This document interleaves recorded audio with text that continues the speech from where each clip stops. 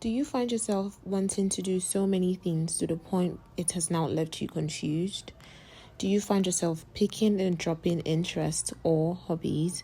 Then this video is for you. We multi-passionate people often find ourselves in situations where we begin to feel like being like this is a blessing and a curse all at once. You feel this burden and guilt from not maximizing your potential or even attempting to do it all, and now you're burnt out. It sucks. Hey, and welcome back to the Regal Feminine. If this is your first time stopping by, I'm so happy that you're here. I know you love it here, so please subscribe and do not forget to turn on the post notification bell so you can be notified each time I have a new video. With that being said, let's jump straight into today's topic: managing multiple interests. Multi-passionate people are individuals with several range of interests and passions spanning across multiple fields. Oftentimes, these people find themselves in situations called analysis paralysis. You want to do so much that you're scared to even start at all, or you have analyzed the situation so many times it's beginning to scare you. It makes sense not to want to do all these things. I often say that human beings are typically designed to pick comfort. So when it gets scary, when you're a little overwhelmed, or when you find yourself in situations that involves you breaking out of your comfort zone, you want to run away. However, we cannot keep doing this. This is no way to fulfill your purpose or maximize your potential. From my observations, there are two kinds of people with multiple passions. One, the ones that become overwhelmed with the level of work and risk involved in putting themselves out there. Sometimes you find that even the smartest people are the ones that don't end up doing anything significant, in quotes.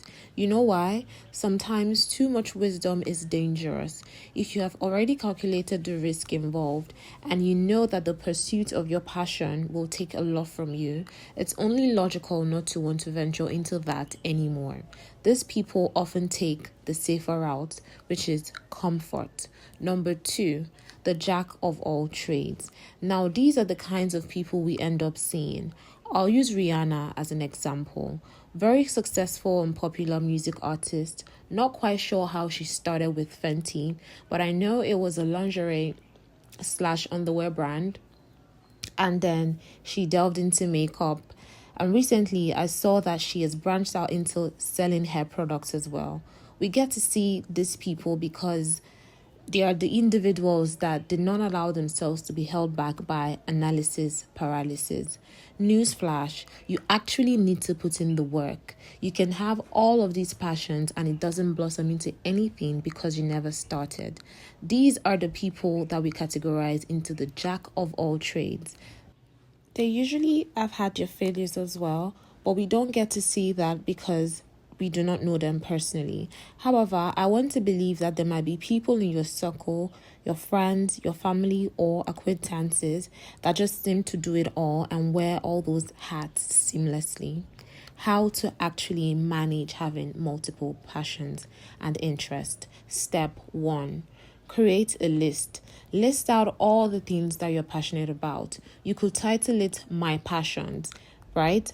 And then make a list of the things that make you happy, what you'd rather be doing. It doesn't matter if this list is long or short, okay? After creating the list, create another list. Title this The End Goals. My whys. Why am I doing this? Please be completely honest with yourself. I am doing this because it makes my soul dance. I am doing this because I need the extra money. I am doing this because it's been weighing really heavily on my heart and I'm sick of giving excuses. I am doing this because I am trying to push myself. I've heard certain influencers and creators open up about not necessarily being passionate about YouTube, TikTok, or whatever it is, but you're just in it for the money. Having your reason for pursuing your passion clearly written out in your journal or your notes is really helpful for the days where you get discouraged, so you can remind yourself of why you started in the first place. If you made it this far and you're enjoying the video, please like and subscribe. It lets the algorithm know that I'm making some sense and it pushes my content to more people. Step 2. Narrow it down and select the most attainable. You may be wondering why I said create a list in the first place. Well, what I have done is I narrowed down my goals to 1 or 2 maximum, emphasis on 2 maximum, and go beast mode on these interests. It's either you create a solution or stop thinking about it or stop talking about it. I want to create content, but I do not own a ring light. Buy one. I cannot afford to buy one. Well, then use natural light. Open up your windows. I would love to get into fitness, but I go to work Monday to Friday. It's literally impossible for me to go to the gym as well. Well, then go to the gym on the weekends. I cannot afford to go to the gym. I cannot afford to squeeze out the money for the gym membership. Okay, then take walks on the weekend. I need to rest on the weekends. Well, then get a treadmill. That way you can still be home. I cannot afford it. Well, get a skip rope. I could go on and on and on like this. But the point is, you need to be sick of yourself and start somewhere, somehow, anyhow. Excuses are endless. Narrow it down so you feel less overwhelmed. Step 3. Adopting a mindset of resilience. Even if a lot of us have different passions and things that we're quite good at, it's also very easy for some of us to quit. I've started a few things myself, and mid-execution, I'm like, nah, maybe this is not for me. A story I find quite unbelievable is that of Thomas Edison. If you do not already know, he invented the light bulb and he tried 999 times. It was a success the 1000th time. Honestly, I could never. Which brings me back to this. Logically, it doesn't make sense for me to keep trying something over and over and over again and it doesn't work. I find that I console myself with I guess it wasn't for me. It wasn't supposed to be for me. If it was, it wouldn't be this difficult. If it was meant for me, it'll find me. I see all that to say this. Try. Trick your brain to do the hard things and give yourself a timeline.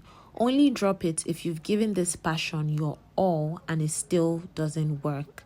I try not to make my videos longer than 10 minutes, to be honest, because I'm aware that a lot of people find it hard to concentrate for long periods.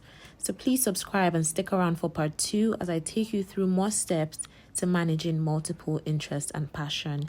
Take care, and I hope to find you in my next upload. Bye.